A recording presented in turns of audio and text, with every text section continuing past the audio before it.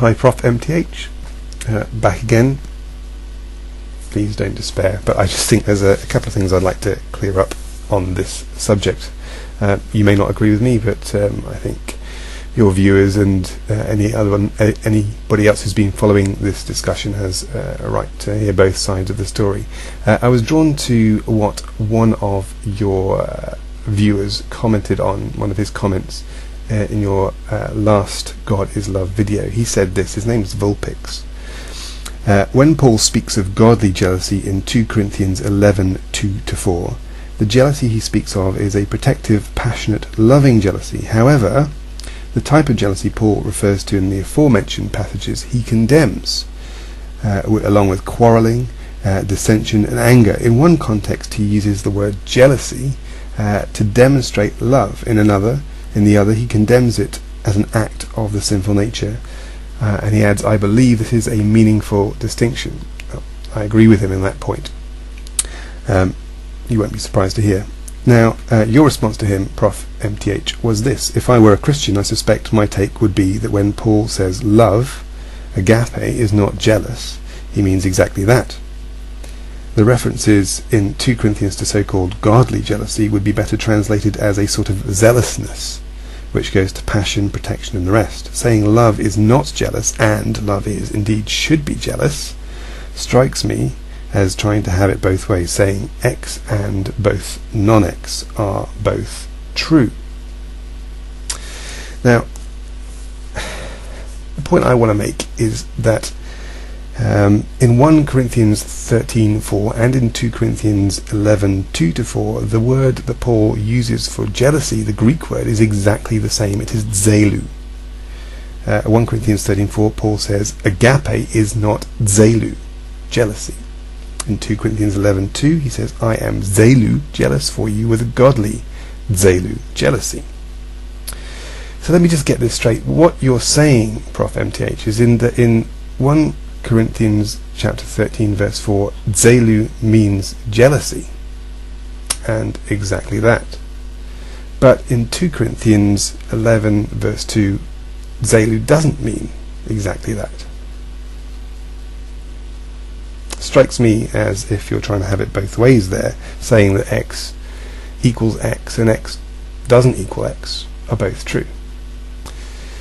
The logical conclusion from a comparison of these two passages seems to me that Paul is saying that there is a jealousy which is not godly and a jealousy that is godly, and he seems to make the distinction crystal clear when he adds in 2 Corinthians 11 verse 2, when he adds the word godly before the word jealousy, whilst not doing so in 1 Corinthians 13 verse 4 and Romans 13:13 and 1 Corinthians chapter 3 verse 3 and 2 Corinthians chapter 12 verse 20.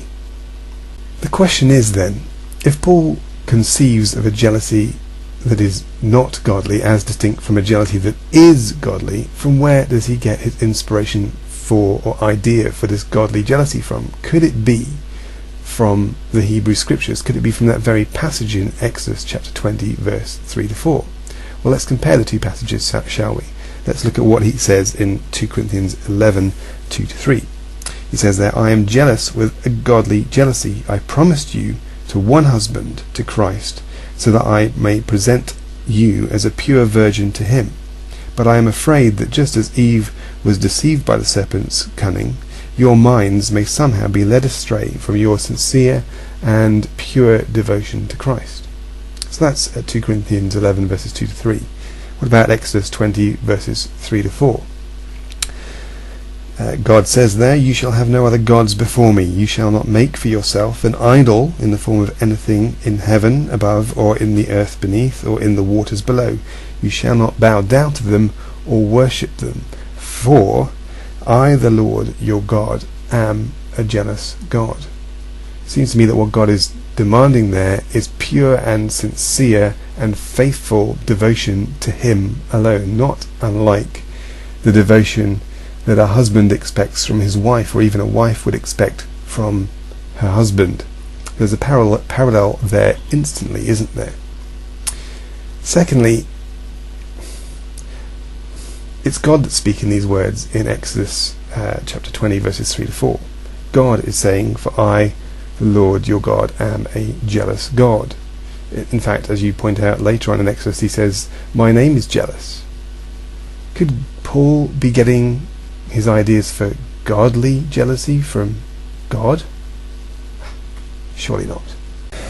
Come on, profMTH. The Bible's clear. There's jealousy, so 1 Corinthians chapter 13, verse 4 and others, and there's godly jealousy, the kind of jealousy that's perfectly compatible with his loving nature, the loving nature that John himself describes in 1 John 4, verse 8. The other thing I wanted to do, though, was look at that passage, 1 John 4, verse 8, a little closer. He uses the word, as you pointed out there, agape, in describing the love of God. When he says God is love, God is agape, he says.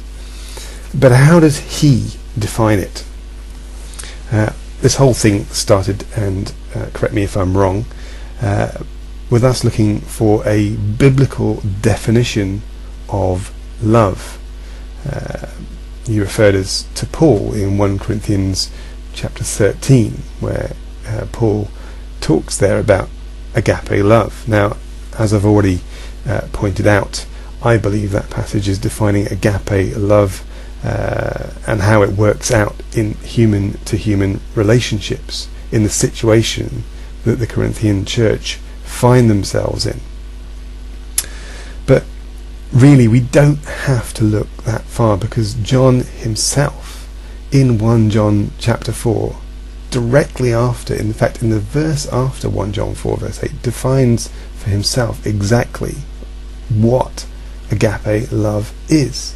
Let me just read it for you. Let me read that passage. Okay, he said in 1 John 4 verse 8, "Whoever does not love does not know God, because God is love." God is agape. Then he says, "This is how God showed his love among us. He sent his one and only Son into the world that we might live through him. This is love. Not that we love God, but that he loved us and sent his Son as an atoning sacrifice for our sins." So there you have it, a biblical definition according to John, who himself said that God is love. A biblical definition of that love. John says that God is love because God sent Jesus Christ, the incarnation, God made man, God made human, to us, to live his life for us, to point us to God, and ultimately to die for us as an atoning sacrifice on that cross 2,000 years ago. That's not just for me, but that's also for you as well, if you would have just put your faith in it. God is love, and Jesus himself, hanging there on the cross, is the picture of God's love for us. It's real love.